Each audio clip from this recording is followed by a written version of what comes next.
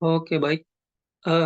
Saya ingin menegaskan sedikit teman-teman ya, terkait dengan agenda kita sebelumnya, yakni sesi pengenalan, di mana sesi pengenalan itu kita sudah membekali atau memberikan arahan-arahan kepada teman-teman terkait dengan apa-apa yang dipersiapkan sebelum melakukan pendaftaran, membuat akun, dan juga bagaimana kemudian mempersiapkan berkas-berkas penting itu. Nah, itu sudah kita bahas di pertemuan awal ya, untuk sesi pengenalan. Nah, selain itu, saya juga sudah memberikan rekamannya, recordingnya ya. Teman-teman bisa sudah nonton mungkin di YouTube itu, nanti teman-teman bisa cek kembali hal-hal penting yang sudah saya berikan atau sampaikan kepada teman-teman. Nah, kemudian, ya ini kan untuk sebenarnya untuk pendampingan akun ya, itu kita mungkin akan adakan, tapi sebenarnya itu anu ya, sudah disampaikan di pertemuan awal bahwa saya rasa kalau untuk seperti itu terlalu sudah banyak ya tutorialnya mungkin, kemudian teman-teman serasa sudah mandiri untuk membuka ataupun membuat akun sendiri itu sudah mungkin terbiasa. Tapi yang mau saya tekankan di sini mungkin lebih kepada bagaimana kemudian mengisi item-item tersebut ya, item-itemnya. Nah, tapi mungkin belum ini hari. Saya tidak terlalu berfokus kepada ke situ, tapi lebih kepada persiapan ya berkas. Kenapa? Untuk pembuatan akun, semua orang itu bisa buat ya, semua orang bisa buat.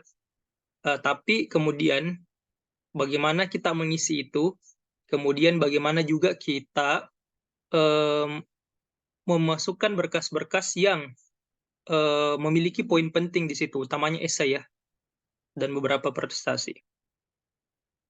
Oke, kalau gitu kita buka saja dulu sesi kini. Nanti untuk analisis saya terhadap sosialisasi dari Puslab Dik itu akan saya spill di tengah saja. Oke, silakan teman-teman. Ini bisa mungkin yang bisa on cam, silakan on cam ya. Silakan on cam yang bisa. Nanti silakan bertanya aja langsung. Nanti untuk hasil analisis saya spill di tengah-tengah ya. Untuk analisis saya terhadap sosialisasi dari Pak Kahar sendiri. Yaitu apa namanya? Yang kemarin sudah di Puslab Dik itu kan beliau memberikan saya apa namanya sosialisasi ya secara live di IG. Nah, itu saya sudah buat rangkuman tertentunya analisa saya terkait dengan hal-hal penting ya yang kiranya mungkin ada perbedaan gitu dari seksi sebelumnya, dan saya juga sudah sempat melakukan sharing mendalam dengan beberapa orang di BU, mempelajari sistem-sistemnya, dan ternyata saya menemukan beberapa hal yang saya rasa ini yang perlu teman-teman tahu sebagai pendaftar. Oke, langsung aja silakan teman-teman. Kita punya sejam ya setup waktunya dari tadi jam 20 WIB sampai 21. Silakan kalau ada yang mau bertanya langsung aja raise hand atau drop di kolom komentar.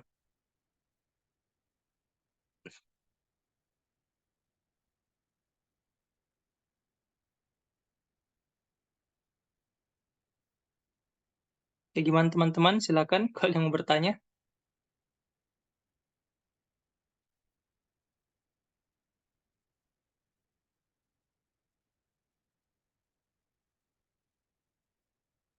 Ya, kalau ada yang mau bertanya, silakan.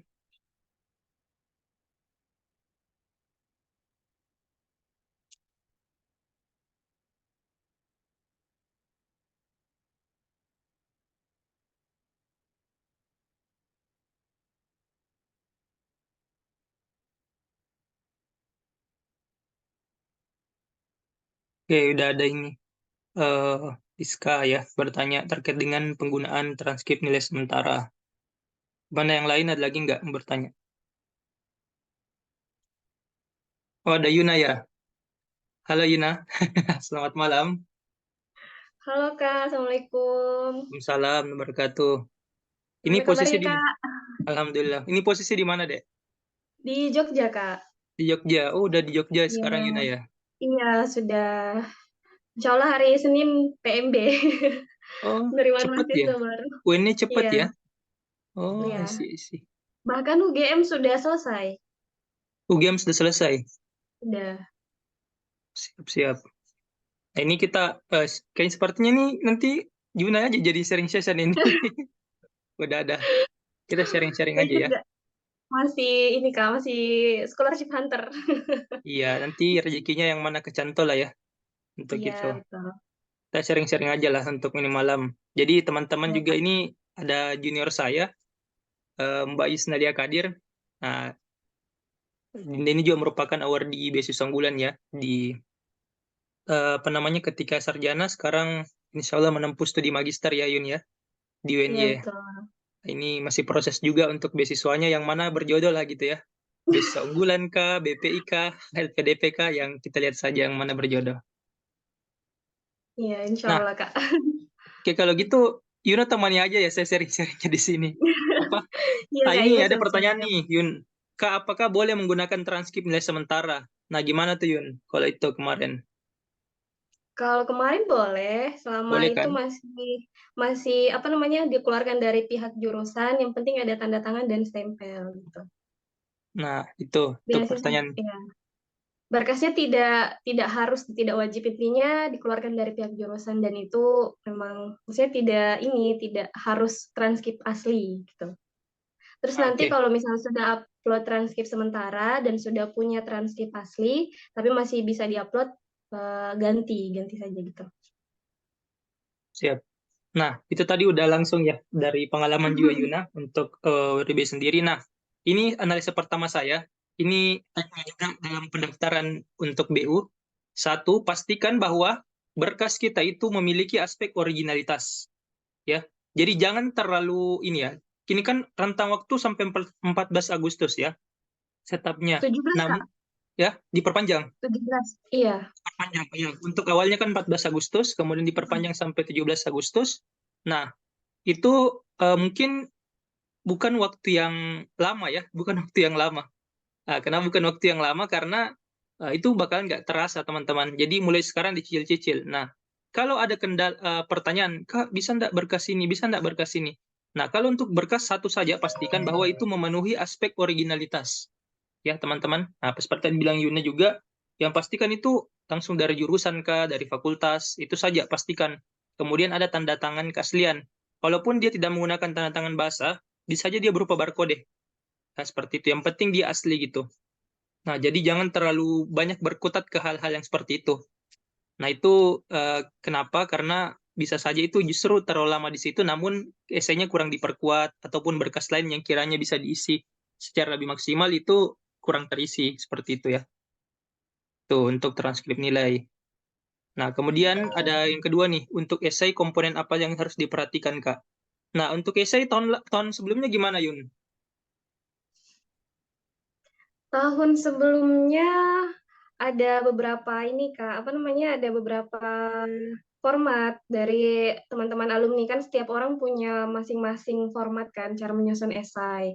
Tapi yang paling inti di esai itu yang setahu saya setelah sharing-sharing dengan teman-teman awardee, itu kita menunjukkan bagaimana kita memiliki kontribusi kepada Indonesia, baik selama proses kita, menempuh perkuliahan maupun setelah kita menempuh perkuliahan itu. Jadi sudah ada plan A, B, C, D-nya, kontribusi apa yang akan kita berikan kepada Indonesia gitu.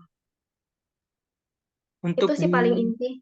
untuk di panduan kemarinnya itu kelihatan nggak apa namanya? Kelihatan nggak panduan tentang item-item esainya itu, Yun?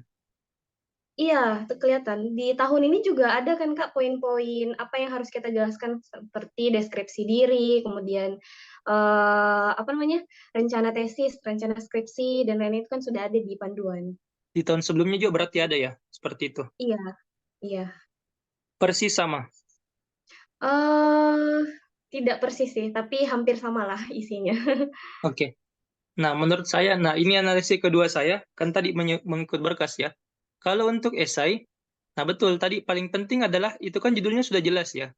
Beasiswa sekarang itu, eh, menurut saya ada peningkatan, ya, peningkatan dari segi informasi kepada pendaftar itu lebih to the point. Nah, kenapa? Karena sebelumnya itu kan dia masih berupa, terkadang belum dijelaskan secara detail formatnya. Nah, sekarang itu sudah jelas sekali. Apalagi untuk item essay-nya kan itu sudah jelas dikemukakan. Deskripsi diri, kemudian kenapa misalnya memilih bidang studi, dan kenapa itu penting, kemudian kenapa itu bisa menjadi apa relevan gitu kan dengan kontribusi kita untuk kemajuan Indonesia. Nah, itu sudah di-spill dengan jelas 4 poin itu. Nah, itu. Nah, tapi kemudian teman-teman harus pahami bahwa 4 ini bukan bersifat ordinal, ya, bukan bersifat ordinal. Jadi dia nggak harus berurutan, sehingga teman-teman bisa melakukan pendekatan terserah mau dari mana. Nggak mau langsung masuk deskripsi diri bisa, mau langsung masuk di permasalahan bisa, mau langsung masuk di analisis permasalahan Indonesia bisa, atau di lingkungan terdekat bisa. Nah, ini yang mesti dipahami. Makanya kalau saya pribadi ya, ini yang kedua dari saya, eh, tolong jangan berpaku pada banyaknya mungkin beberapa konten-konten yang membuat men-spill struktur tertentu. Nah, itu. Misalnya kayak The Essay Made Me Passing BU Awardee kayak gitu. Nah, kenapa? Karena itu terkesan terlalu apa ya namanya? Terlalu ordinary gitu. Nah, justru sekarang, nah, ini spill dari spill satu ya, analisa dari Pak Kahar yang kemarin itu. Tahun lalu 79.000 pendaftar BU. Yang diterima berapa? Berapa Yun yang diterima kemarin? Enggak. Tidak update, Kak. Nah, yang diterima kemarin itu cuma 500 dari 79.000. Nah, Wow. nggak nyampe 10% itu. Nah, Iya. apa kemudian analisa yang saya lakukan kembali bahwa begini, artinya nantinya ini sistem seleksi beasiswa di beasiswa unggulan kali ini akan jauh lebih kompetitif, teman-teman. Akan jauh lebih kompetitif. Yang awalnya mungkin nggak saya ingat betul waktu tahun 2017 kalau nggak salah. BU kapan sih Yun pertama kali buka? Nggak tahu juga, Wah, Kak. oke.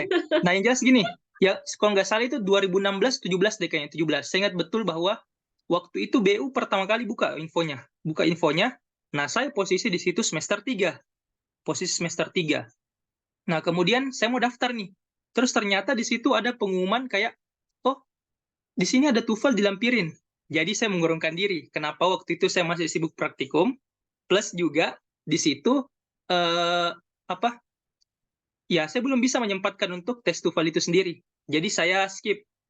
Nah, di tahun nggak sampai tahun sih, beberapa bulan berikutnya, ya info itu muncul lagi.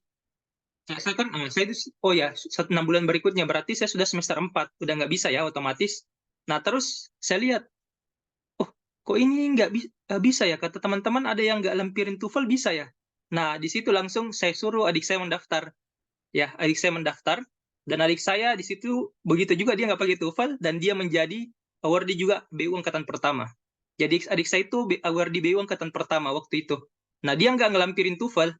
Jadi saya bilang, oh ya berarti mungkin bukan rezeki saya beasiswa ini, tapi adik saya kayak gitu. Nah, tapi kemudian berlalu waktu, berkembang, TOEFL kemudian menjadi diutamakan. Nah, sudah ada bahasa di bukletnya itu diutamakan. Nah, artinya apa yang sebelumnya nggak dibutuhkan tapi sekarang diutamakan. Artinya ada peningkatan kompetensi dari evaluasi beasiswa unggulan. Nah, di tahun ini UKBI juga kemarin kan diutamakan. Sekarang sudah diwajibkan UKBI berbasis bahasa Indonesia. Nah, ini gebrakan dari beasiswa unggulan sendiri karena merasa kenapa sih bahasa Inggris itu kemudian selalu ditamakan, kenapa nggak bahasa Indonesia? Padahal kan bahasa Indonesia ini juga basis daripada ya yang bakalan menjadi award itu sendiri kan. Jadi makanya dipersyaratkan seperti itu.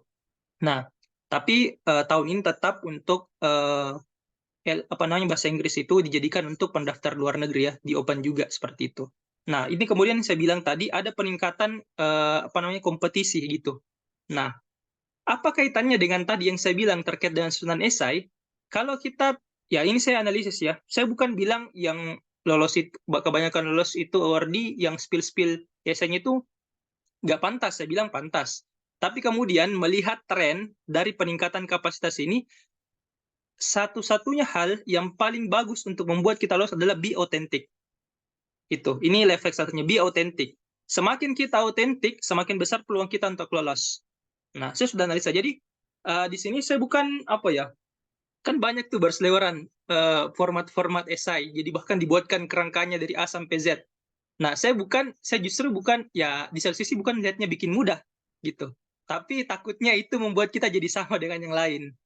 Nah, ini kemudian yang saya bilang ke teman-teman, be authentic ya untuk proses itu sendiri. Gitu. Seperti sampaikan Yuna juga tadi, bahwa ya tiap orang pasti punya cara-cara tersendiri untuk memajukan Indonesia kan, kayak gitu kontribusinya.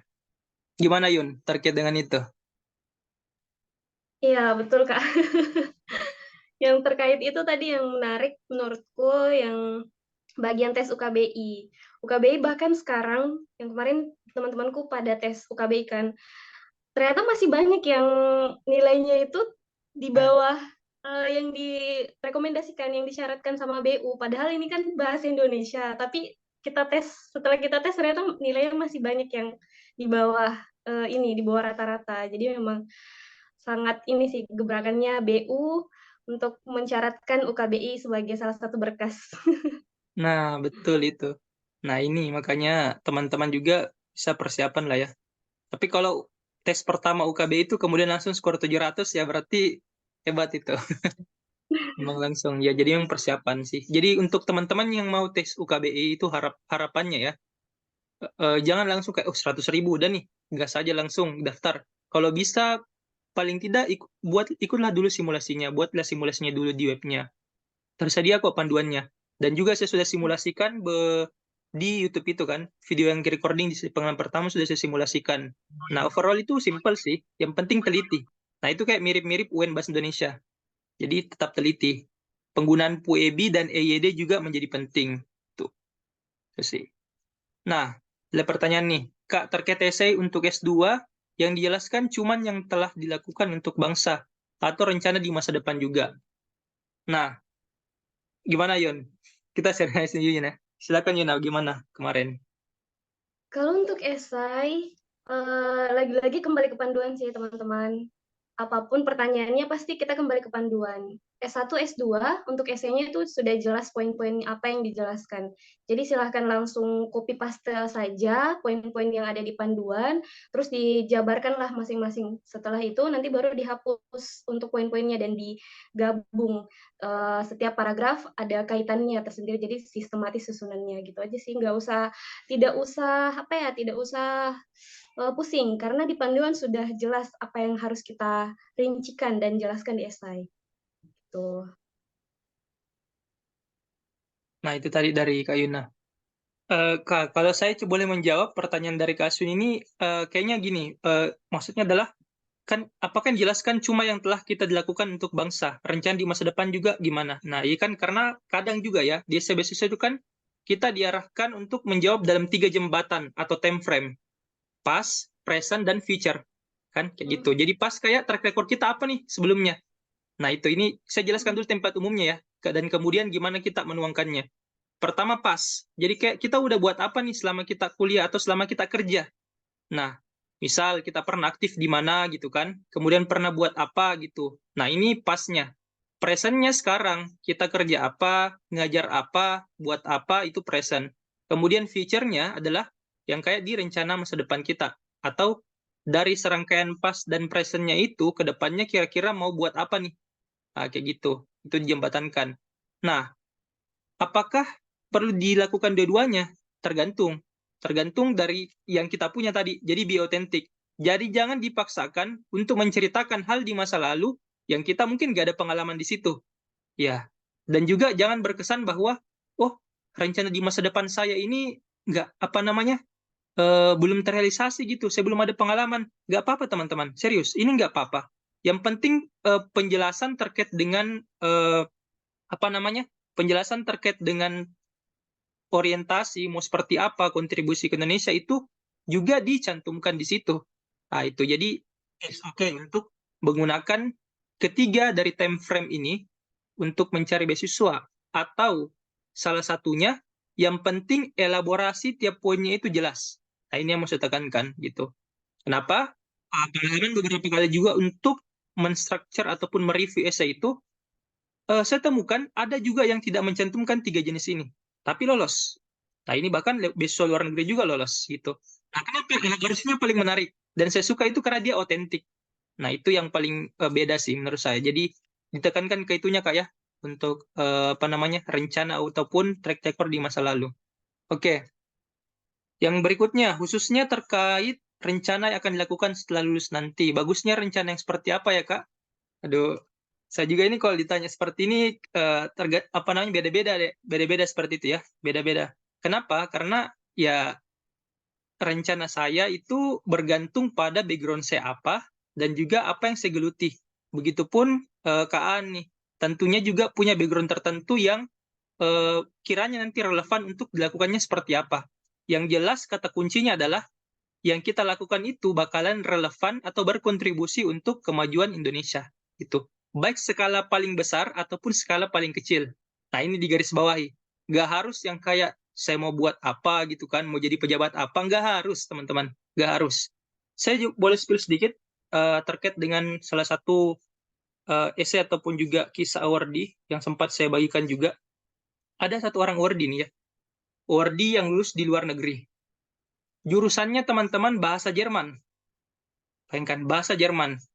Ngambil S2-nya apa? Ngambil S2-nya itu Master of Education Technology. Dan itu diterima.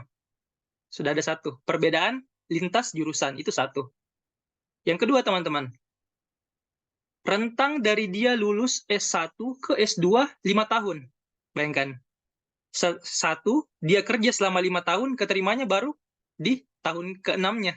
Bayangkan. Yang kedua lagi, ada gap year yang begitu lama.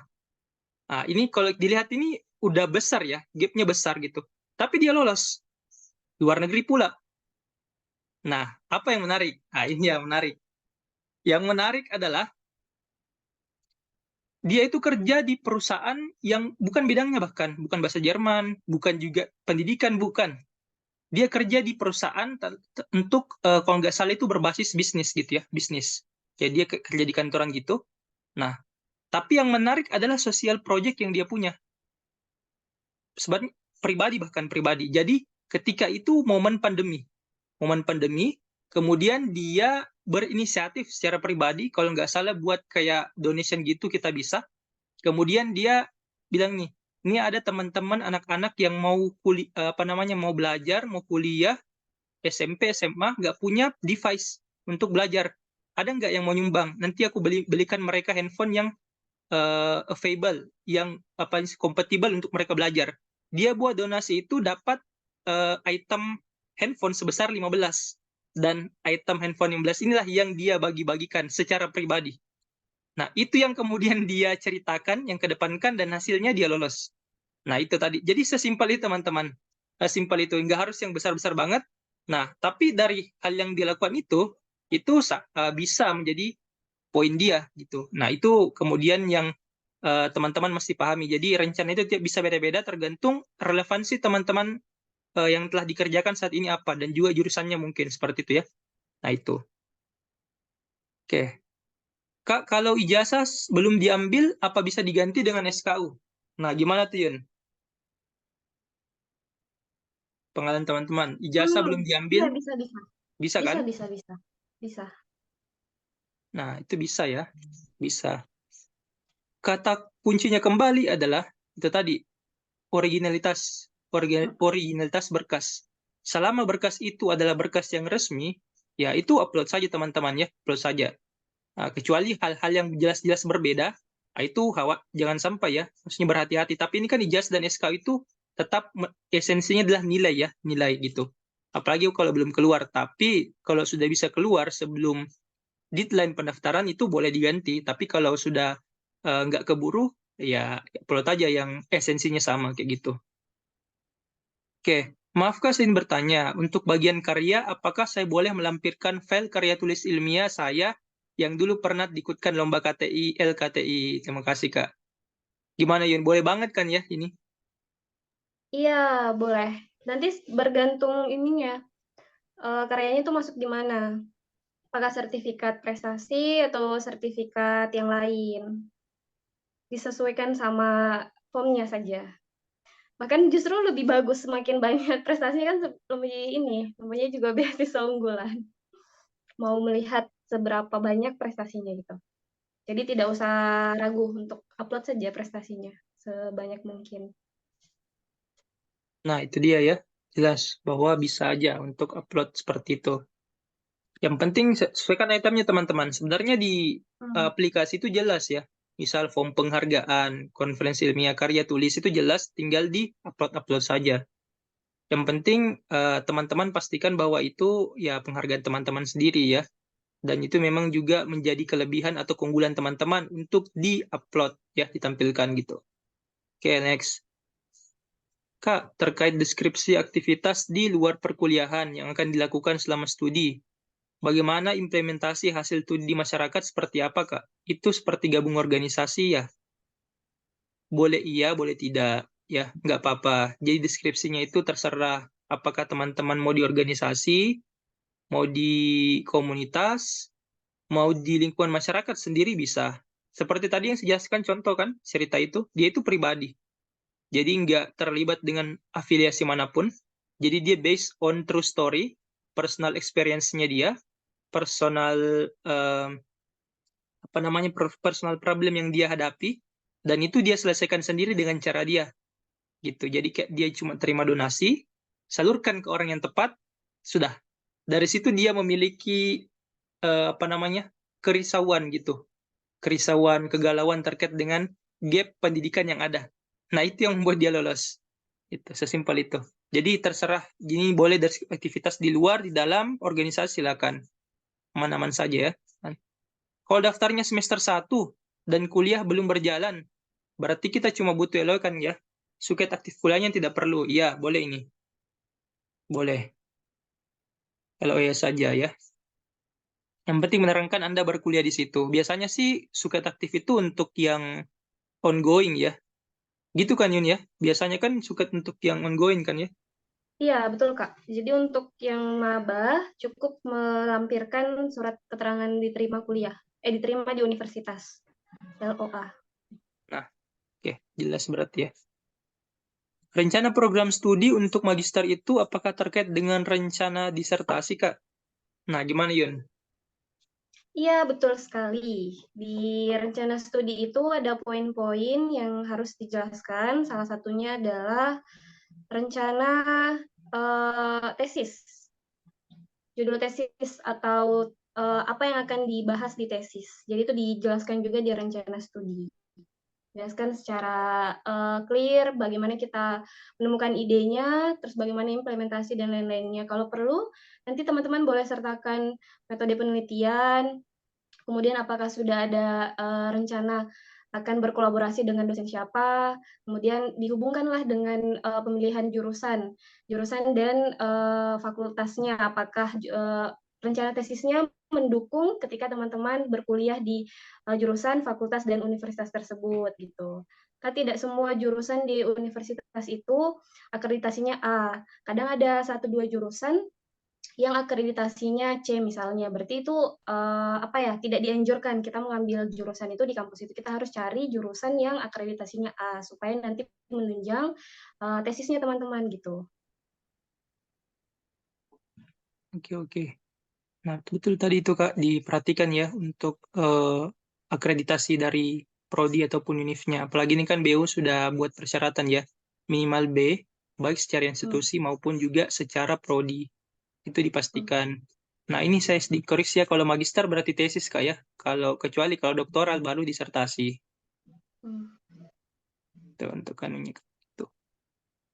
Nah, pokoknya teman-teman, untuk item esai, rencana studi, kemudian proposal riset, pastikan mengikuti saja apa yang telah diberikan dari buklet atau panduannya. Tinggal itu aja diikuti. Jadi benar tadi kata Kak Yuna, simpelnya, tinggal copas aja di panduan itemnya apa-apa.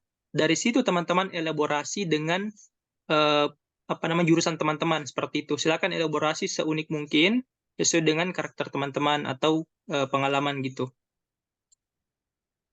Nah, berapa syarat minimal UKBI untuk syarat berapa skor minimal UKBI untuk BU? Tuh. Gimana, Kak Yun?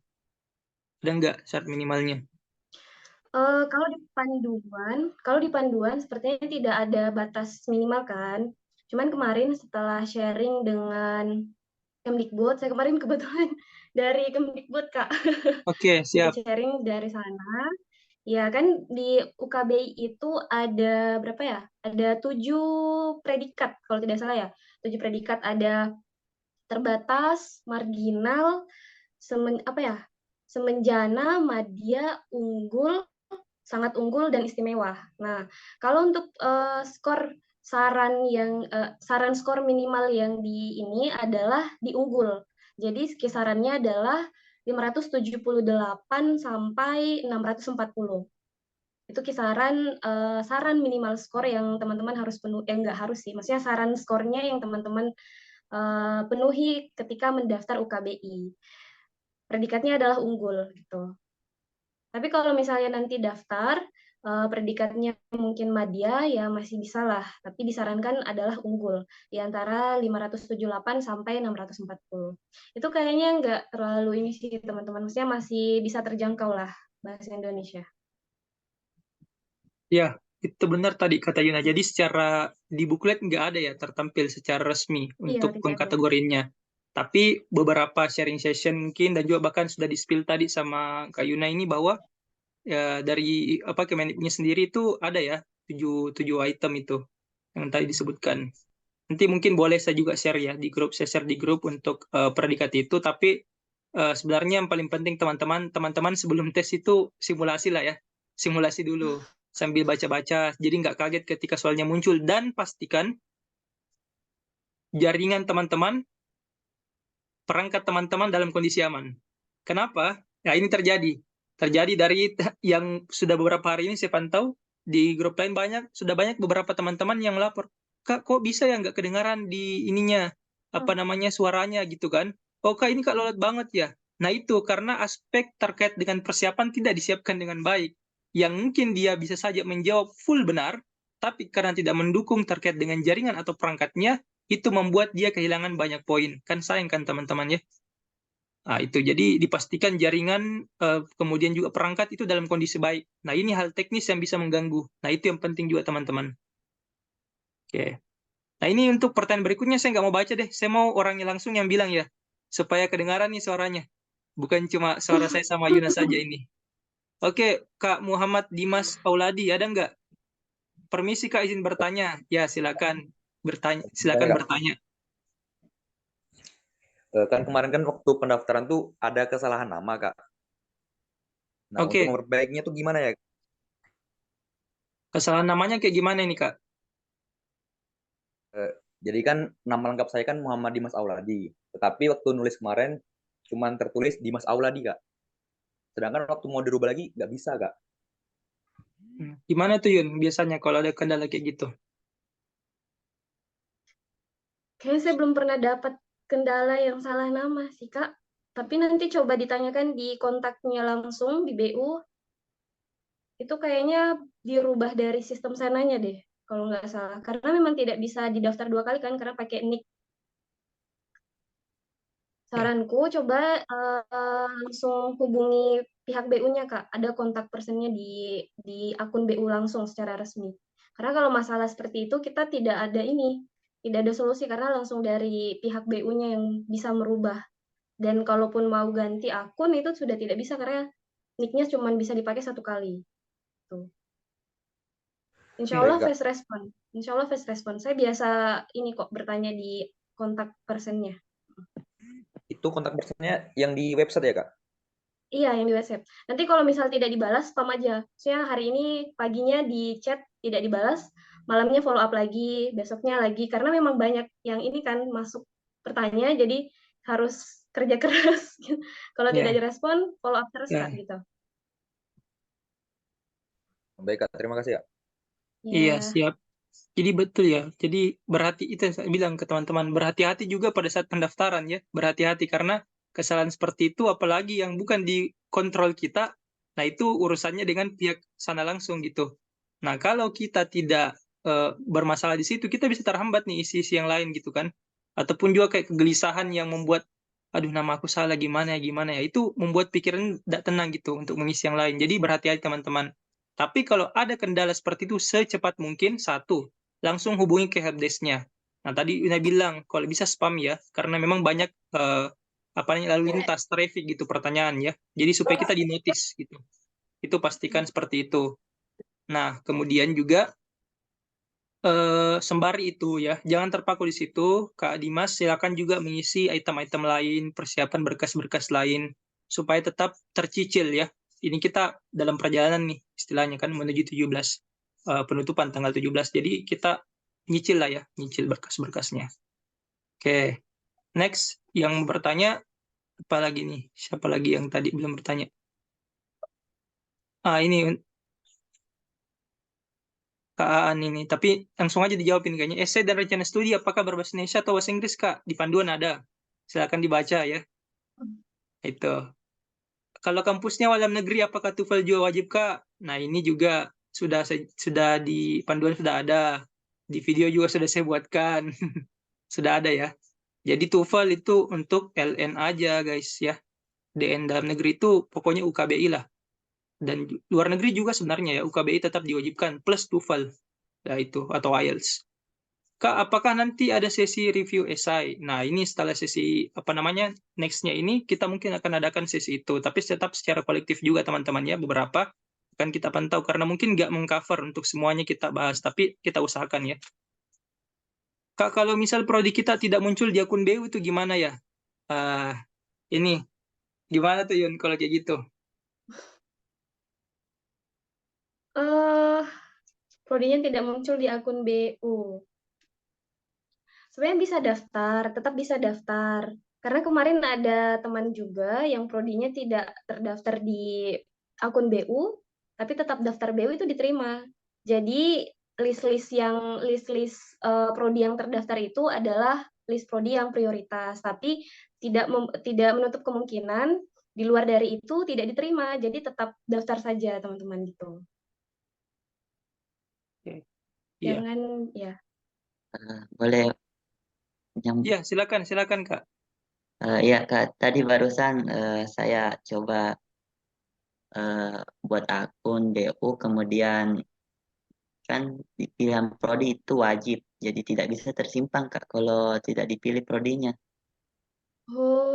Oke. Berarti sekarang sudah beda. Ya, Kasih Tahun rencana ambil lalu. prodi apa sih kalau boleh tahu? Di UGM kan ada jurusan baru kecerdasan artifisial. Apakah mungkin untuk jurusan baru yang misalnya tahun 2022 itu belum masuk ke listnya BU, karena kalau di LPDP itu belum masuk. Betul. Nah, kalau belum ada ya, ini saya dapatkan tadi info dari teman-teman juga. Kalau belum ada ke Aswin itu bisa tambah pengajuan. Jadi di sebelah kanan ada tombol tambah pengajuan, silakan klik itu, baru masukkan untuk prodinya. Nah, tapi nih ya, ini preferensi kembali dan pilihan Aswin. Karena kenapa? Biasanya nih ya, kalau di Puslabdik itu mekanismenya mereka bukan ini sih ya. Overload menurut saya, overload. Mereka itu kerjanya overload. Kenapa? Nah, alasan kenapa BUIN ditunda karena pengumuman BPI untuk administrasi belum keluar. Dan itu sampai sekarang membuat kegalauan banyak orang, termasuk Istalia juga ini. Dan banyak lah ya pokoknya gitu. Karena memang itu overload banget itu teman-teman, overload. Jadi kenapa? Artinya apa? Kalau bisa ya, ini kalau mau main aman. Kalau mau main aman, sebaiknya pilihlah yang sudah terbukti atau jelas-jelas ada dari BU-nya itu sendiri gitu. Nah, karena kenapa? Tadi takutnya nanti itu nggak kebaca, ataupun juga dianggap, kok dia milih ya yang nggak ada dari kita. Kemudian lihat database-nya, oh memang nggak ada. Padahal bisa saja itu bagus. Bisa saja itu bagus. Tapi memang nggak muncul di BU ya, mau gimana? Sama kayak kemarin teman-teman di BPI. Teman-teman di BPI, karena sudah tahu mekanismenya butuh LOE, setahun sebelumnya mereka sudah daftar LOE-nya. Mereka sudah keterima di kampus. Pas buka, sayang sekali, beberapa prodi yang mereka daftar itu nggak kebaca. Akhirnya apa ya, hangus, nggak bisa daftar gitu kan. Terpaksa memilih jurusan lain kayak gitu. Terus, tapi kalau saran saya, kalau memang mau itu boleh ditambah pengajuan, tambahkan jurusannya, dan plus juga tanya di helpdesk gimana. Itu solusi paling baiknya Kak Aswin ya. Ya, terima kasih Kak. Ya, kalau memang meragukan, saran saya coba yang lain. Tapi ini bagus sih kalau Kak Aswin, karena jurusannya bagus ya. Itu bagus langka sebenarnya. Itu apalagi kalau biasanya bisa ditunjukkan, wah itu bisa jadi poin tinggi. Tapi dipastikan lagi nih, karena tidak semua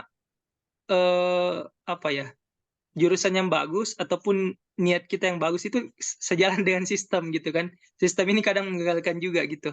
Jadi kita mesti bermain hati-hati. Seperti saran tadi, silakan dicoba dua-duanya Kak Aswin. Kak izin tanya Kak. Saya bertanya langsung aja di orangnya, Mbak Hanik. Silakan bertanya Mbak. Tes Mbak Hanik. Mbak Hanik Ikromi. Monitor, Kak. Izin tanya. Bisa diganti SKU untuk nomor ijazahnya diisi apa, Kak? Nah, gimana tuh, Yun? Nomor ijazah biasanya sudah ada di pihak sekolah. Jadi nomor ijazahnya boleh ditanyakan terlebih dahulu, kemudian diisi di bagian pengisian nomor ijazah. Terus untuk upload berkasnya silakan upload SKHU gitu. Itu salah satu ini sih. Kalau misalnya memang betul-betul ijazahnya belum bisa keluar sebelum deadline pendaftaran BU. Tapi biasa juga di SKHU itu disesuaikan dengan nomor ijazah, bergantung dari sekolah sih. Jadi coba konsultasi dulu, tanya dulu sama pihak sekolahnya. Intinya nomor ijazah itu tetap harus nomor ijazah, jadi boleh ditanyakan ke pihak sekolah. Kalaupun belum keluar dan tidak sesuai dengan nomor SKHU, tetap tanyakan saja nomor ijazahnya. Gitu, Kak Hanik. Oke, jelas, Kak, ya. Itu dia jawab. Oke, itu tadi, guys, untuk pertanyaan-pertanyaannya. Dan enggak, ini kita masih punya sekitar 12 menitan nih untuk sesi Q&A kali ini. Ya, nanti next session-nya mungkin di hari Ahad kali ya. Ahad atau Sabtu mungkin ya, atau Senin. Kita akan buat untuk sesi persiapan terkait dengan review esainya teman-temannya. Atau paling pertama mungkin pengenalan konsep dasar nih. Gimana sebenarnya di esai itu untuk kemudian bisa eh, memiliki poin ya. Memiliki poin. Bahasa saya sih memiliki poin dari kitanya. Jadi kenapa? Karena kalau kita pakai template yang sama semua, itu kesulitan. Reviewer kesulitan. Nah, jadi kalau bisa nanti kita akan bahas beberapa hal penting mendasar di sana terkait dengan esainya kayak gimana. Surat keterangan. Oh, boleh bertanya langsung nih, Kak Rizka, tanya langsung aja. Oh iya Kak, suara saya kedengaran Kak? Iya, jelas. Oh iya, ini Kak, soal surat keterangan aktif kuliah itu kan di kampus kita apa namanya meminta secara online. Nah, formatnya itu beda dengan yang disediakan BU. Apakah itu bisa kita apply berdasarkan format dari kampus atau kita ubah sesuai dengan formatnya BU Kak? Ya, langsung aja Yun dijawab. Oke, kalau dari kampus, sebentar, Kak Rizka sudah semester berapa dan kuliah di mana, Kak? Di UMY sekarang mau udah semester 2. Nah, UMY sama nih. juga. Muhammadiyah. Muhammadiyah bukan Oh, UMY. UMY. Iya, Oh, UMY. Tapi di iya. Oh, UMY, oke. Semester 2, S1 atau S2, Kak? S2. S2. S2. Em, kalau biasanya kalau anak semester 2 itu bisa lobby-lobby sih kayaknya di adminnya ya, Kak ya. Kalau saya saranku ikuti administrasi di Format itu ya. BU-nya. Ya, usahakan dulu, Kak. Kalau misalnya bisa, alhamdulillah. Kalau misalnya tidak, ya berarti pakai format dari kampusnya saja. Tapi kayaknya bisa sih, Kak, untuk pengajuan ke adminnya langsung biasanya dari pihak kampus. Karena kita kan ada format tersendiri. Tapi kalau memang tidak bisa, harus melalui websitenya, tidak masalah. Yang penting jelas di situ adalah surat keterangan aktif kuliah. Oke, makasih Kak. Iya, Sama, Kak. betul. Jadi saran saya betul tadi kata Yuna, kita sebaiknya, apalagi kalau kita sudah berdomisili di kampus tersebut, itu tanya aja sih langsung ya ke adminnya. Kita bahasakan lah ya, komunikasikan bahwa inilah format dari BU, bisa nggak dibantu? Saya rasa sih harusnya bisa ya. Harusnya bisa seperti Iya itu. Kak, ya bisa kok Kak, bisa. Bisa benar, itu bisa. Insya Allah dia dikasih kok, apalagi kalau keperluan kayak beasiswa gitu. Pun sebenarnya ya kalau tapi ini apa namanya diusahain dulu lah yang tadi. Pun sebenarnya kalau melalui kampus itu website ya biasanya sih sudah pakai barcode deh. Dan menurut saya itu valid dan original. Nah, biasanya sih kalau dari pihak penyelenggara beasiswa hal seperti itu dimaklumin biasanya ya. Tapi usahain dulu lah yang sesuai format ya. Kita mengikuti dulu panduan kayak gimana. Nah, kalau Kak bisa dikirim contoh essay ke grup, nah nanti saya kirim kan di pertemuan aja ya, di grup. Karena kita akan lebih efektif ketika pertemuan seperti ini dibandingkan yang grup ya. Itu dibahas. Pun juga nanti contoh essaynya itu kita bahas strukturnya dulu ya. Strukturnya dulu. Takutnya kalau contoh-contoh saja itu nanti nggak otentik teman-teman, nggak keluar teman-teman kayak gimana gitu ya. Keunikannya gitu. Terus dibahas. Oke, ada lagi nggak ini kita Oh iya Kak. satu pertanyaan lagi ya. Ini Kak, apa namanya? Apa namanya rekomendasi dari Kaprodi. Bisa nggak itu kita cantumin, Kak? Gimana, Ina? Rekomendasi. Kalau terkait rekomendasi, itu yang paling pertama adalah yang kenal sama kita, Kak. Jadi yang tahu bagaimana track record kita, yang tahu bagaimana kita selama di kampus jurusan.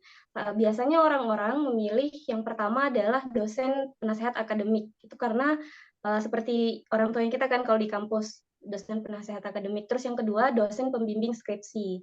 Nah, itu adalah dua pilihan untuk rekomendasi yang kenal dengan track record kita. Nah, biasanya orang-orang rekomendasinya itu 2-3. Untuk yang pertama adalah orang yang kenal dengan track record kita. Yang kedua, orang yang punya jabatan di instansi. Misalnya kayak tadi ketua jurusan atau dekan atau bahkan rektor itu boleh. Terus yang selanjutnya kalau misalnya tidak ada channel untuk dapat orang-orang yang punya jabatan, itu boleh kita cari dosen yang punya gelar, misalnya profesor, doktor, insinyur dan sebagainya. Itu dua rekomendasi yang saling yang dibutuhkan sih menurut saya dan juga pengalaman teman-teman yang lain. Jadi tetap diseimbangkan antara pemberi rekomendasi yang kenal dengan track record kita, punya jabatan di instansi, dan juga ada gelarnya tinggi, misalnya profesor dan sebagainya gitu. Ya minimal 3 lah, maksimal 3 lah. Oh, oke, Kak. Makasih, Mewakili Kak. dari semua ini. Ya, sama-sama. Iya. Gimana guys, masih ada? Atau kita cukupkan? Ikut kurang lebih 7 menit lagi ya? Enggak ada. Saya juga mau bertanya dong, Kak. Oh, siap. Siap. Silakan Yun. Ya, kayak tadi yang kita bilang, Kak. Saya juga bingung sekali ini bagaimana. Kan sekarang masih proses menunggu informasi BPI. Dan kalau ditanya berapa persen keyakinannya di BPI, saya tidak bisa mendeskripsikan. Karena yang pertama, menurut saya persiapannya sudah insya Allah maksimal, ikhtiar dan usahanya insya Allah maksimal. Tapi kan kita tidak tahu peluang BPI sekarang itu kan 5 kali lipat dari pendaftar sebelumnya. Jadi tidak bisa diprediksi apakah dengan hanya persiapan maksimal kita lolos atau tidak. Nah, untuk BU ini apakah saya boleh daftar lagi sembari menunggu BPI atau tetap stay setia menunggu BPI atau seperti apa, Kak? Saya sekarang sudah lengkap sih, Kak, berkasnya BPI, berkasnya BU, tapi masih bingung apakah daftar atau tidak gitu. Nih, berat pertanyaannya nih. Iya, karena soalnya sih kaitannya ya dengan double funding itu pasti ya. Kaitannya dengan itu. Kalau menurut Mama, Ratna Prabandari ya, yang beliau juga Ya, satu paket dengan Ibu Pak Anton Ratna. ya. Ya, Ibu Ratna Ya. itu. Dia selalu menjawab pertanyaan kita itu, teman-teman di pengurus juga BPI ya. Selalu menjawab pertanyaan kita dengan perumpamaan. Nah, saya kasih dulu gambaran. Kalau dari Bu Ratna itu kayak gini. Menurut kamu kalian gimana guys? Kalau misalnya apa namanya? Satu cowok ini ngedekatin dua cewek. Kayak gitu. Kira-kira yang satu bakal cemburu nggak? Gitu dia jawabnya biasa. Teman-teman itu waktu muncul teman-teman mau daftar BPI tapi nunggu pengumuman LPDP juga. Nah, itu dikemukakan sama. Nah, tapi kembali lagi. Kalau saya pribadi, ini jawaban saya pribadi, itu jawaban Mama tadi. Kalau jawaban saya pribadi adalah seperti ini. Kita siap ambil aman, jalur amannya. Jadi benar, jadi udah nunggu nih Yuna untuk BPI misalnya. Nah, tapi tetap BU didaftar juga dulu. BU daftar aja gak apa-apa. Nah, tapi ketika BPI rilis, tapi kalau rilis juga kan masih tahap wawancara ya. Ya betul, Kak. Ya, masih tahap wawancara. Memilih nih, mesti memilih kalau gini. Case-nya harus memilih. Pilih yang mana gitu kan. Nah, iya sih itu. Tapi kan konsepnya kita belum menandatangani kontrak apapun, which is kita belum terikat dengan beasiswa manapun. Iya, belum terikat, tapi di sistem itu membaca terikat gitu. Kita ibarat sudah meminang gitu. Nah, itu masalahnya. Kalau di sistem gitu ya. Apalagi ya ini saya lihat ya. Dulu itu belum terlalu seketat ini jujur. LPDP, BPI, besok kan menurut saya belum terlalu. Tapi semenjak menurut saya perubahan sistem itu dari hari ke hari semakin kuat. Jadi kesannya itu deteksi itu semakin kuat juga. Kayak gitu. Nah, contoh misalnya saya juga pribadi kemarin, saya kan daftar juga dulu LPDP sama beasiswa BPI. Nah, kemudian BPI saya duluan keluar. Hasilnya keluar. Nah, LPDP saya yang LN itu luar negeri, saya nggak daftar lagi karena sudah keluar. Itu pasti double funding. Jadi sudah saya ambil aja BPI, LPDP-nya saya nggak ikut wawancara. Gitu. Karena sudah jelas yang keluar ya. Nah, kalau case-nya kayak Yuna, ya itu tadi sih. Karena gimana ya? Ini karena memang Aduh, iya sih. Karena pun keluar juga pengumuman BPI itu kemungkinan September sih. September gitu. Septembernya. Kalau saya pribadi sarankan mungkin bisa, enggak sih, enggak mungkin. Ya, coba tanya lah mungkin ya ke kalau ke Yun ada channel ke Puslabdi gimana baiknya. Tapi biasanya kalau kita tanya kayak gitu itu sensitif serius. Saya pernah nanya kayak gitu iya, soalnya dan itu sensitif bagi mereka kayak kamu ini awardee sudah tahu pasti udah pernah jadi awardee kok nanya gitu gitu. Itu menurut saya pernah sih kayak gitu soalnya. Jadi kayak menurut saya oh berarti mereka melihat itu sensitif ya. Jadi ya iya nggak usah gitu. Tinggal pilihan kita pribadi aja gimana. Apakah kita berani untuk apa namanya meyakini satu pilihan kita yang telah kita pilih sebelumnya atau kita merasa bahwa oh opsi kedua ini pantas untuk dicoba gitu. Tapi dengan resiko itu tadi kita harus siap terima resikonya gitu. Itu aja sih. Saya Yuna yakin. Karena kalau tapi BPI ya, dari ya tapi dari segi ininya Kak, dari segi administrasi dan sebagainya tidak ada yang bentrok kan Kak dengan BPI. Maksudnya pertimbangannya ya kembali ke kita kalau masalah administrasi dan sebagainya, aturan-aturannya apakah ada yang bentrok dengan BPI? bentroknya kayak gimana ini maksudnya? Em, Kayak kemarin kalau tidak salah ada teman yang bilang Mm-mm. di BU itu kita tidak boleh daftar BU kalau kita adalah pegawai tenaga kependidikan. Dia, Sedangkan tuh. di BPI itu kan kita terdaftar di BPI sebagai tenaga kependidikan. Jadi bentrok. Di BU tidak boleh daftar kalau kita berstatus sebagai tenaga kependidikan. Sedangkan jalur yang saya daftar di BPI itu adalah tenaga kependidikan karena jalur calon dosen. Nah, apakah itu nanti di webnya akan terdeteksi? Kalau saya sih deteksinya Hmm. begini, kalau saya pendapat saya deteksinya adalah seperti ini. Deteksinya itu dia seperti bahwa kita ini apa namanya bukan berdasarkan itu, bukan berdasarkan jalur, tapi deteksinya berdasarkan database-nya. Nah, kenapa bisa dikategorikan bahwa dia adalah guru, dosen, itu dari database-nya. Kalau dia punya NIDN, kalau dia punya NIP, nah itu kebaca gitu. Jadi bukan berdasarkan jalur, tapi database-nya. Dari mana database-nya? NIDN. Jadi kalau Yuna bilang mendaftar jalur dosen, itu nggak baca, seharusnya nggak kebaca ya. Nanti Iya. Karena kebaca belum kalau ada dia NIDN merupakan kan? tendik. Kenapa? Karena Oh dia iya. bakal punya NIDN. Kalau dia Oh iya berprofesi. betul. Nah, itu pasti kebaca karena punya data nasional gitu. Kalau untuk jalurnya saya rasa tidak. Nggak Berarti kebaca. kalau saya kan saya kemarin Kak jalur calon dosen, terus ada surat perjanjian kerja. Oke. Tapi memang belum ada NIDN-nya. Berarti saya belum termasuk kategori tenaga kependidikan kan Kak? Berarti Enggak, masih belum. bisa daftar BU. Ya oke Iya, alhamdulillah. belum kebaca. Nah, belum kebaca itu. Ini yang dimaksud di sini tuh, ya ini termasuk yang disampaikan Pak Kahar. Itu yang sudah terbaca di database. Yang punya NIDN, yang punya Oh, NIP, iya. yang berprofesi, itu nggak bisa. Kayak gitu ya. Oke. Berarti masih bisa daftar BU memang. Iya, coba aja Yun. Itu kita maksimalkan peluang ya. Semoga nggak ke detect gitu ya. Sembari pengumuman juga cepat keluar. Oke guys, sepertinya itu ya. Kita sudah masuk pukul 21 ini. Udah pas waktunya. Nanti kalau ada pertanyaan lagi silakan di chat boleh ya. Di grup itu silakan tanya aja. Sembari kita atur jadwalnya. Mungkin nanti di hari Ahad ya. Ahad kita adakan atau hari Sabtu mungkin ya. Berarti besok dong ya. Nah, kita lihat aja lah gimana untuk ininya. Tapi yang penting menurut saya tidak terlalu ini. Nanti lebih ke esainya teman-teman akan sambil susun. Ya bagusnya sih kalau saya pribadi teman-teman sambil susun, sambil buat. Pas kita mentoring teman-teman sudah, oh ternyata SSI seharusnya kayak gini ya, unsur yang saya munculkan ini ya, unsur yang saya hindari ini ya, kayak gitu. Oke, teman-teman, mungkin kita bisa dokumentasi dulu ya. Ambil on cam, teman-teman mungkin yang bisa on cam silakan. Ya, semenit 2 menit yang bisa on silakan. On cam dulu, kita ambil dokumentasi sebelum kita akhiri pertemuan kali ini.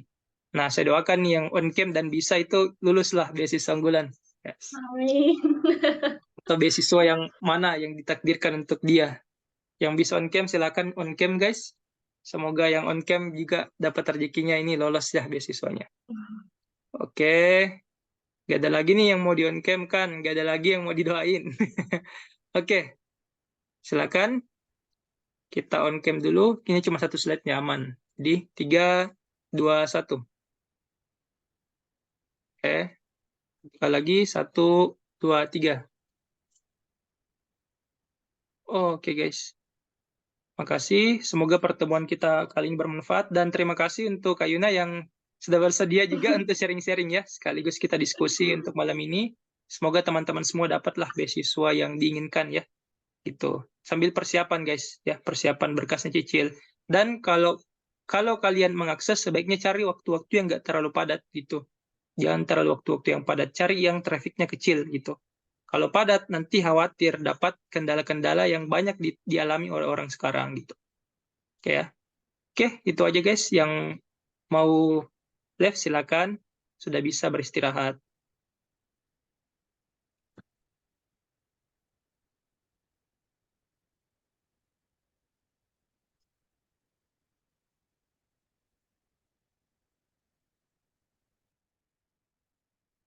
Terima kasih banyak, Kak.